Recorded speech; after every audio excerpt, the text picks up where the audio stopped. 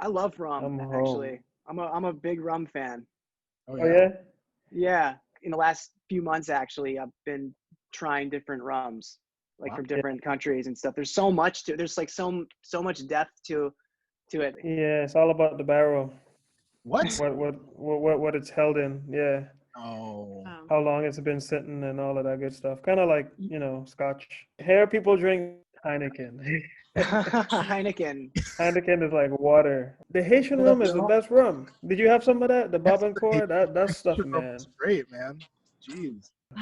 Traveling. I miss it so much. Well, we're gonna have a Yeah. great reminiscing session today. Yeah.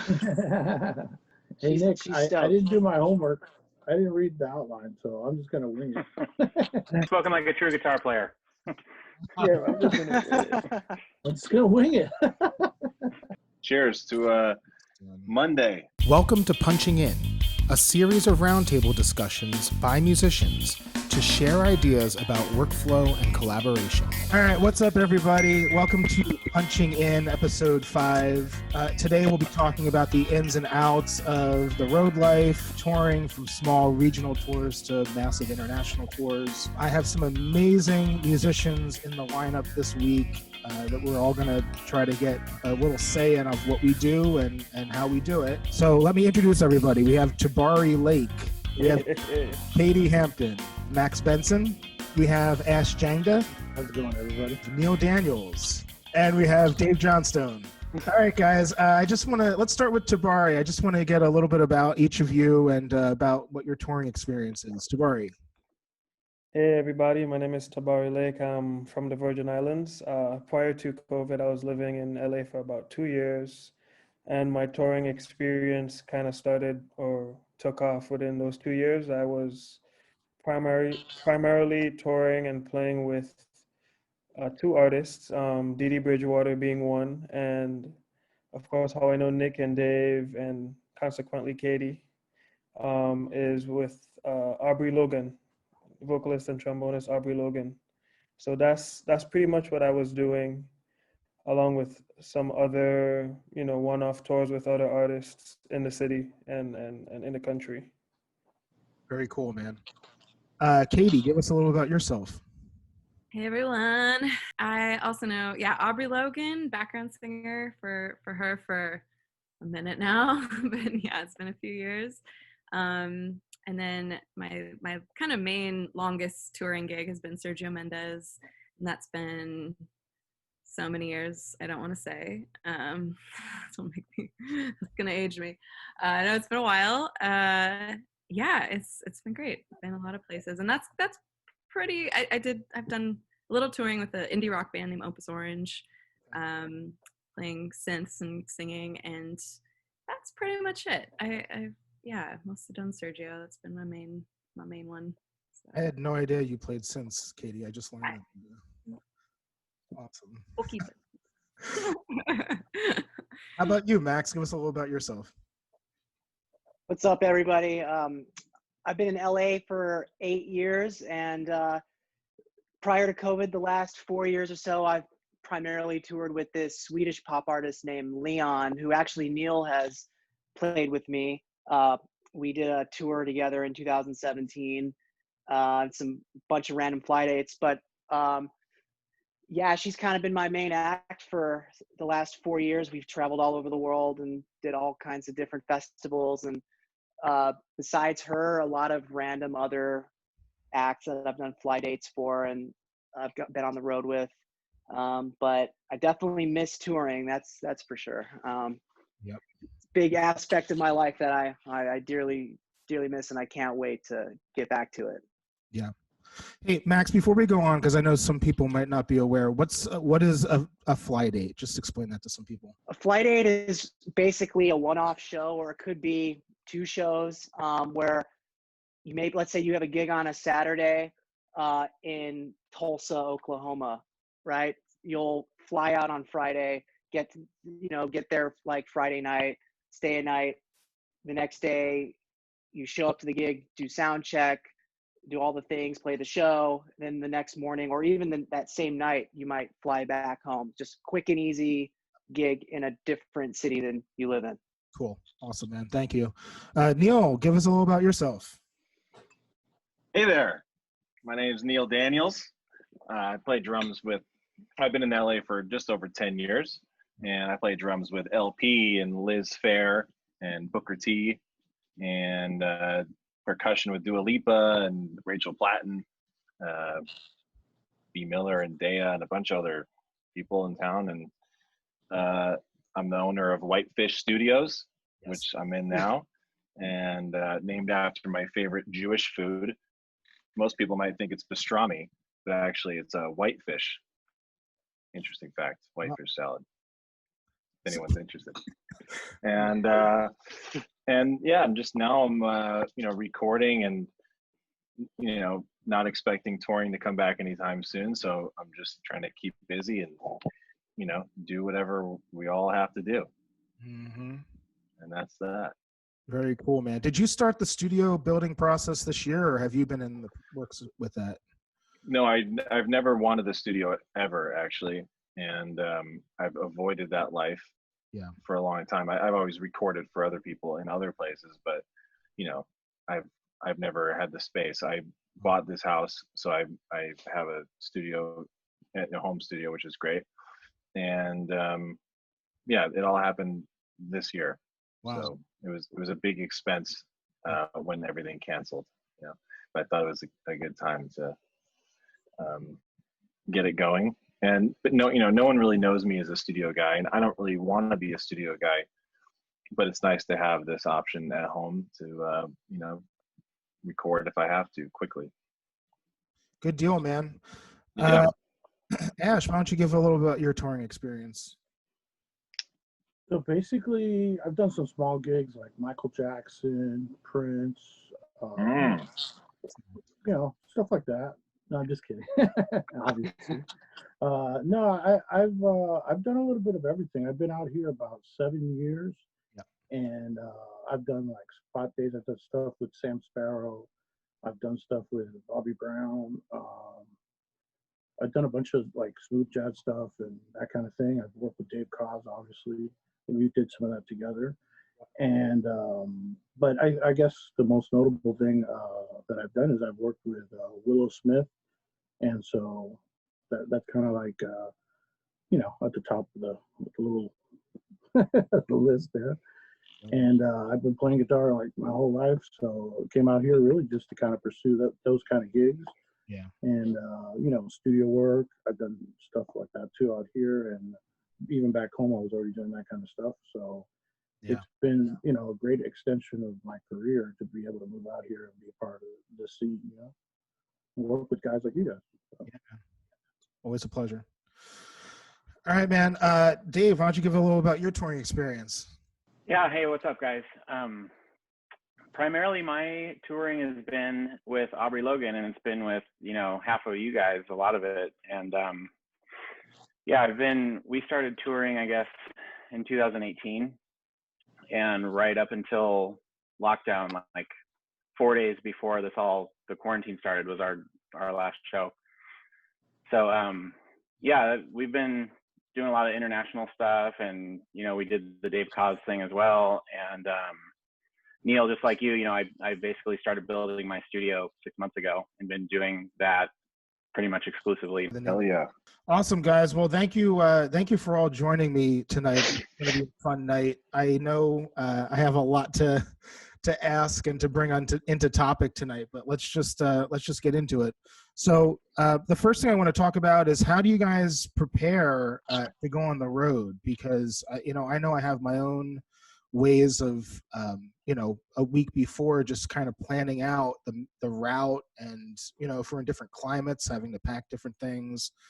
And then I don't know about you guys, but I'm always checking the riders for the multiple venues that we're at and just making sure that they have everything that I need, or if I need to pack extra gear in my bag or whatever. I'm just wondering what you guys, what the preparation is for you guys.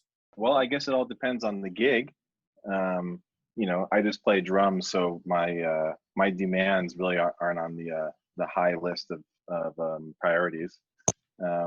But obviously you look where you're going. LP, for example, is very big in Eastern Europe, and Russia and Serbia, and obviously for going there, then I'm bringing the heaviest coat that I got. Sure. And yeah, I guess it's just really situational. Some gigs, drums are taken care of, hopefully, and Yep. so that takes care of the gear. And would you be bringing emergency gear for yourself in case the venue did drop the ball on something? no, not on a gig like LP or something, because there's all of the sticks and drum keys, everything travels with us, and Wow. there's backline everywhere, and I don't generally even really have sticks on me. Neal, I have a question for you, man. Yeah. Are you using SPDSX most of the time when you're touring? Yeah, unfortunately, yeah. So is that on your rider and you just bring everything on USB and load it onto whatever one is there, or are you traveling with your own? We backline one Mm-hmm. for every show. So there's one that's a local backup, and then we travel with an electronic Pelican case, which is cool. just like my own triggers, and then 2 SPDSs. Wow. So I have a backup of my own if and then I have a flash drive like in my backpack of the backup of the whole show. So if I fly, so if we're playing somewhere and some show happens somewhere really fast and backline can't come, then I can upload onto any SPD with a thumb drive. Yep. So you travel with 2, and there's a third one that's rented? That's always backlined. Yeah. Wow, cool. And Yeah, so are you just using external pads with it too? Yeah, I want to eventually just get off the SPD entirely and get like one of the we're talking about a Roland product for anyone listening. I love Roland, but I want to transition to the TD50 or something. And cool. then only, which is like a module, like a brain. And then instead of hitting the little tiny pads on the SPD, you can put huge, real size drums anywhere you want. And then, that would be great, but that requires a lot more setup, and it's just easier to play an SPD pad because it's so compact. Right. Yeah. Max or Ash, are you guys bringing USB or flash drives as well for stuff like that? Or what's the deal with your setup and sounds? I think most of the porn is online now. I'm just messing with you. I mean, I as a guitarist, I don't really need that kind of stuff. Yeah. I do have backup stuff for different things depending on the kind of gig it is. So like, if I'm doing, I guess I'll start at like just at a local level. Yeah. If you go in my car right now, like, and this happens, because if you use stuff all the time, there's wear and tear. I'll have 3 pedal boards. I'll have 2 amps, heads, anyways, 1 cab, but 2. If the cab goes bad, at least I have the direct out.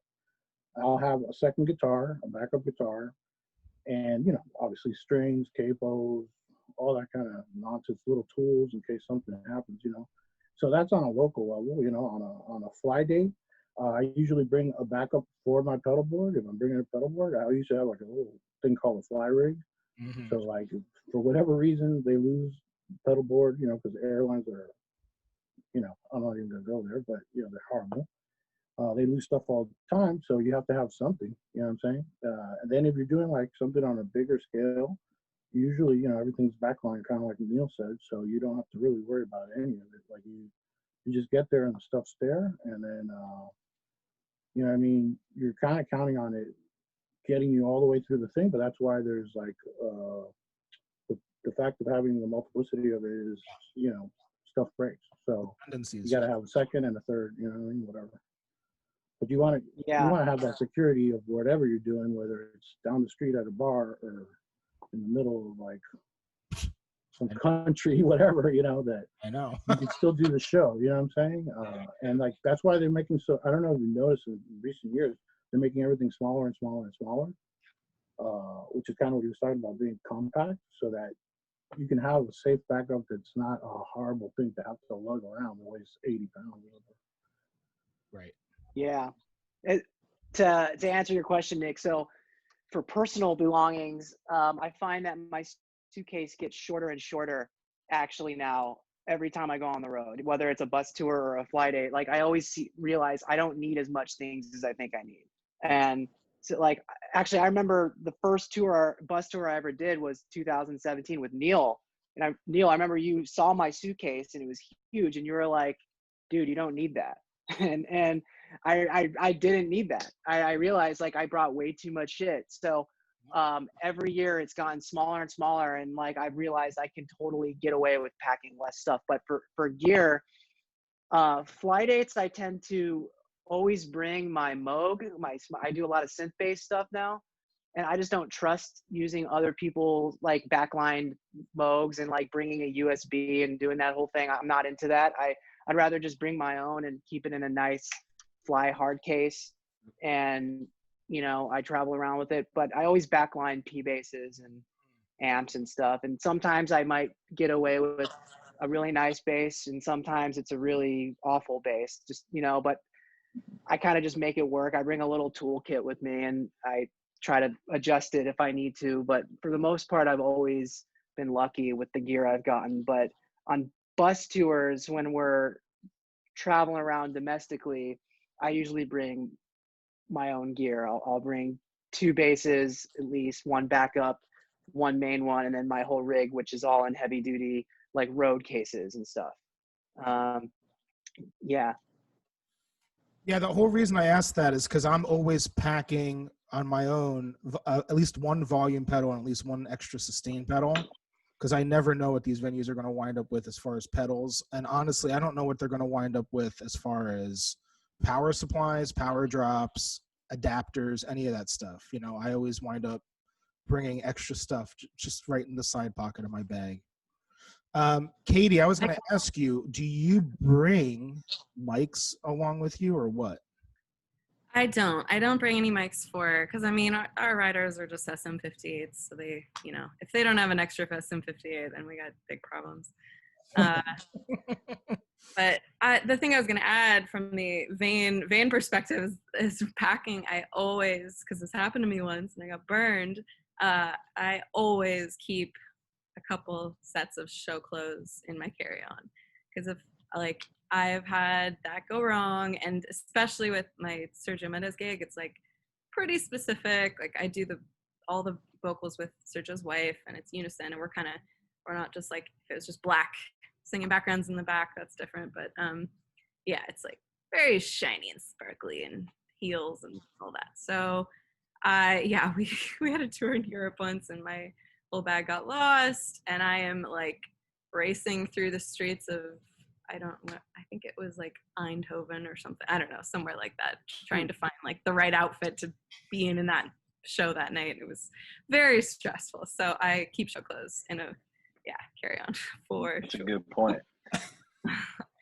That happened to Nick. We were in like France or something. Didn't you go for like days and days before they got you your suitcase? And ever since that happened to you, I always fly with like boxers and socks in my cymbal bag. Like not a full, I should probably put a full set of show clothes, but at least like if I had to get through a night or something, you know, a little bit of extra stuff. That's a great point. You put your boxers in between the cymbals so they don't get smushed or scratched. You have I have cymbal protectors. I have a special cymbal boxers that I use. Yeah, I only use Zildjian boxers. Yeah, that's perfect. You're the perfect endorsee. Bro, I had to learn European shirt sizes because Air France lost my bag in Paris. Never ever want to go through it again when you have to do that. I have a question for Katie, actually. Yeah. So you said you're on that gig for a mysterious amount of time. 12 years. I'll say 12 years. So does he keep the band? Is it the same band for that 12 years as well? As everyone stuck around? Pretty much. We've definitely had a few change outs over the years, but it's been, I mean, like our percussionist, our guitar player, they've been in 20 something years. Wow. His wife is obviously, she's sung with him since the 70s, so it's pretty tight knit, and I think that's great. it's really cool. It's great. That's a dream. So it's awesome. Yeah, I find that most pop gigs that are in LA circulate players all the time, and I think if you have a gig that lasts 2 years, that's very rare. I so didn't appreciate how amazing of a unique situation it would be when I first got the gig. I was young and it was like, oh, this is cool. And since then, it's just like it's a family, and it is really rare. I think these kind of legacy acts. I think it's more like that. And Oh, that's all I want to do is the legacy thing. I mean, that's my ultimate goal, and which is the closest I've gotten with, like, you know, Booker T or like Liz Fair, but Booker's 74 yeah, and doesn't Sergio's tour. 80. I'm just like, please, Wow. Wow. Yeah, I mean, we it's got crazy. this. We got to Yeah. come back to it because it's hard. Dude, Tabari's got a legacy gig on him, man. That Didi gig. I mean, Yeah. That's been pretty cool. Yeah, I was with her for 5 years. I've been playing with her since 2015.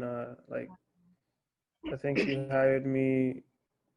I did a gig while I was in school, and I ended up having to miss graduation to go on tour with her. So my whole family came to Boston. I went to Berkeley, and they were in Boston for my graduation, and I was in like Rockville, Germany, playing with Didi. But as far as playing with her, like most recently, I've really been having this great debate of whether, because you know, you go on the road for any extended period of time and you show up to a venue and you know you ask for a bass and they say, yeah, we have this, and you show up and the strings, you could drive a semi under it. The strings are so high, and so it really was starting to, you know, kind of wear and tear on my chops over time. And so I was debating between getting you know, you can't really fly with your big bass. There've been a couple of times where someone's asked me, you know, do you want to fly with your bass? We'll pay for it, but usually that's not the case. So I was debating between getting something like a Yamaha SB like 300, a little stick bass. But the only thing with that is the sound is so compromised. So you know that there's this trend of converting your bass, you know, getting the neck popped off, paying somebody a lot of money to get the neck removed and buy the case for that.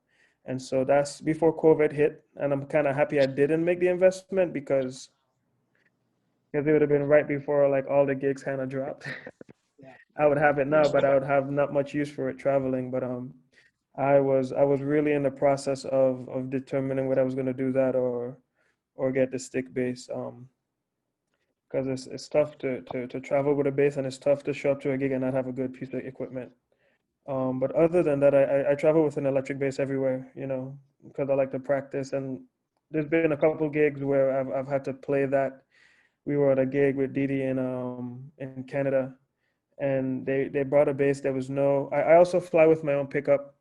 Of course, a little realist pickup. I take off the strings and I slide the pickup under, because those once you keep them safe and keep them in the box and you don't mess with the actual pickups on them, then they don't go bad and they have a pretty solid sound. Frequency wise, you get enough highs and lows and it's not twangy or too boomy. And that's the realist David Gage realist pickup for bass. I have that. Yeah, it's like go to. There's some other ones out there now, but I haven't really tried them. Uh, but yeah, so I travel with that. I travel with my bow, rosin, you know, extra set of strings, all, you know, your little toolkit. And that's for electric or for upright, you know. But yeah, that's pretty much the my experience touring, especially as an upright bass player, is unless you have like arms of steel, and people do it, people do it, but my big problem was that I could not recreate the sound that I was doing in my home on a gig. And it's like, man, I'm practicing, but I can't like I can't express myself on someone else's instrument, you know. Sometimes you get like a you know $100,000, not $100,000, but like a really really nice bass. You're in Germany or someplace where they just make them and they've had them for years, and you're like, oh great. And then sometimes you're in like a school auditorium and I know. It's the Korean plywood bass. Yeah.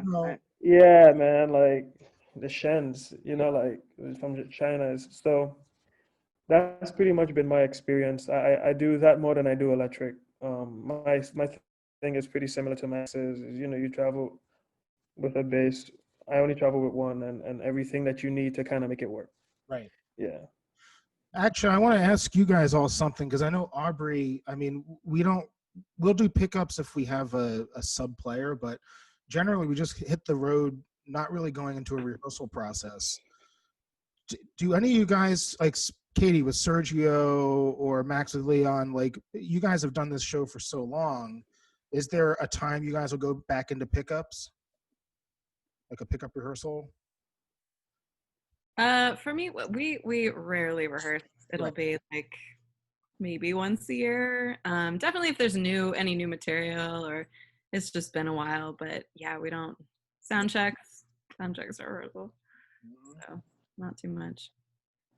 Yeah, for Leon lives in Stockholm, Sweden. So I mean, she only comes to LA when we are about to go on the road or do shows. So usually what happens is she comes to LA and then we'll do like a week or two of rehearsals. And then once we hit the road, we usually like every day at soundcheck we'll play a lot, which is cool. Like, before she even gets on stage, the band will like play everything, and like from jazz to rock to like, because we're all studied musicians. So like we'll just start jamming and playing tunes, and then she'll come out, and she's actually a very well-versed musician and singer, and like she knows a lot of songs. So she'll come out and like we'll just jam out and perform, and then we'll actually practice a lot of stuff throughout the set too, and use our sound check time to like try new things out. And like, so we actually are always playing as soon as we get on stage with her, which is kind of cool. Like, and it just keeps everything fresh and tight, and every show like kind of evolves as the tour goes on. So Neal or Ash, or either one of you guys, when it's a big production show that you guys are doing arenas, are you guys in a rehearsal process for a number of weeks, or what's the deal with that? Yeah, basically, they'll run out of spot. We'll pick out all the backline stuff, which is pretty much the same thing you're going to wind up using for the thing. And it's working it out to like whatever because usually nowadays everything's to click, and and backing tracks sometimes, and backing vocals and all kinds of stuff, or sometimes slate, so depending on how new the material is. So if they're slate and all that stuff, basically it's pretty much know how they want it, and then make any changes, and we come in and learn the new changes and like that until it's pretty much a polished thing where you know what you're doing. So we have fun in soundtrack, yeah, because that's the only time we get to improvise. The rest is like it's a show, So, but that there's a reward in that too. It's a different approach to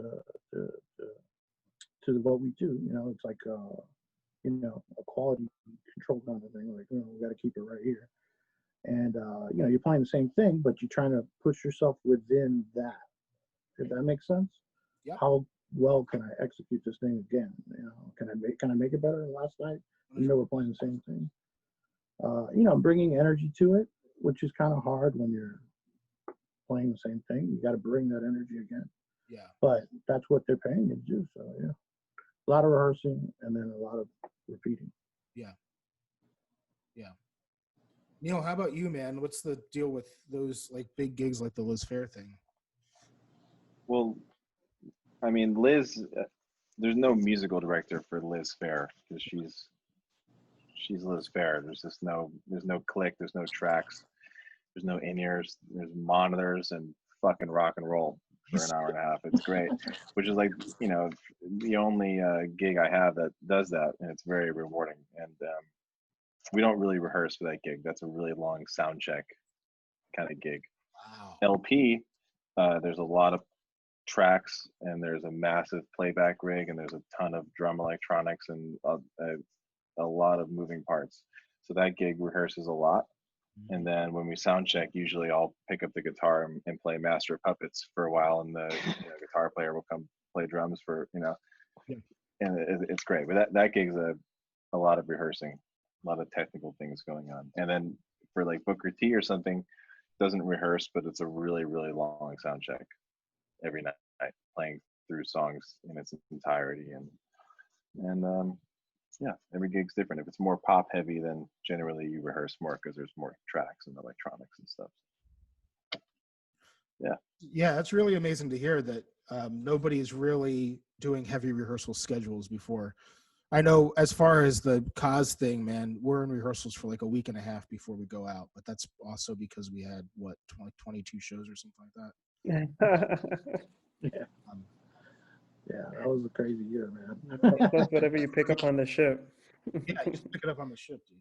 Yeah, you pick I'm up a sure, couple Katie, more. though, when you first joined Sergio's band, that you had a month of rehearsals at least. I mean, LP had weeks and weeks and weeks of rehearsals for our first tour. So For sure. Well, and especially with the vocals, half of them are in Portuguese, and I didn't know Portuguese. I still don't know how to speak Portuguese.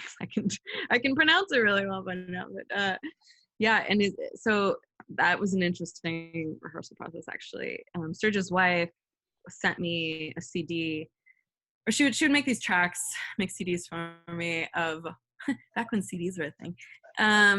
Of all the lyrics spoken, like really slowly, all the Portuguese lyrics. And I went to their house, twice a week for about a month. And all we would do, we didn't sing for a month. We just sat there and spoke lyrics together, and like, and all like really slow, and had to match her accent. And yeah, it was pretty crazy. And then it was like 2 rehearsals, and then we did a show, and that felt way too fast and crazy. But yeah, but it was the singer actually that was in the band, right, kind of the last week. Sometimes we have 3 singers. The rehearsals kept getting canceled, so all she had were these little living room, or just little like office room, like no mic or anything, just me and Gracia and her, like just in a room singing through vocals together. And then the rehearsals kept getting canceled, so just like, I don't want to rehearse. And then she literally did her first thing with the band at soundcheck on a mic. And I was like, oh, she was so freaked out. I was like, so that goes to show you should always be prepared. If you don't get it. of course. That was crazy. Of course. Yeah. Well, sometimes you don't have the luxury of rehearsing, and they send you a bunch of songs. Yeah. And that happened for LP too. I mean, even with all the electronics and shit, I mean, I take out, I didn't have this set up back then, but you'd have to take out all your mics and set up your full kit and dial in all the SPD sounds and all that shit and be ready to go. You should be really pretty close to show ready walking into the first rehearsal. And I don't really understand people. There's so many drummers in this town. It's ridiculous. And so many singers, and it's just so oversaturated. And if you're not really prepared the first rehearsal, then, good luck. I don't know. It blows my mind how unprepared people are. It's really annoying, especially when you're the one that put in all these fucking hours. Am I allowed to swear? Yeah. Okay. Putting all these fucking hours by yourself, you know what I mean? And then you get to a rehearsal, and then, not to point out the bass player, but the bass player doesn't know all this stuff. Hey, what are you trying to say? Whoever it is, I mean, it slows everything down. And, if everyone was just really prepared, things would move along. Kind of relating to if everyone wore a mask, maybe we wouldn't be in this pandemic right now, so if everyone was prepared, maybe you wouldn't have to rehearse for 3 weeks. Just saying. Yes, Neal. Thank you. Yes. Neal. Yes, thank you. Yes. Yeah, I know, right? Neal, thank you so much for saying please be prepared for every endeavor that you're I mean, sure. Yeah, I mean, there's just so many people. I know, you want to make money and buy houses one day, then maybe you should learn the fucking parts. How about that? Yes.